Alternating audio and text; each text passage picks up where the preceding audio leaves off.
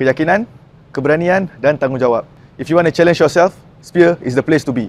Hai semua, saya Sarjan Zainul, pegawai Spear dari Singapore Prison Service. As a Spear officer, kita kena bertindak pantas semasa kecemasan dan kawal kekacauan dalam penjara. Sebagai Captains of Life, kami memastikan keselamatan Singapura dengan pematuhan rapi terhadap banduan dan bantu mereka berintegrasi semula ke dalam masyarakat. Spear selection is definitely very challenging. Kita perlu kuat physical dan mental. So we need to be calm during a high intensity situation. Okay, at first, my family members are quite worried because they know that this is a kerja yang berisiko tinggi. Tapi bila diorang nampak saya punya usaha dan komitmen yang tinggi, mereka selalu beri sokongan untuk saya teruskan kerjaya ini.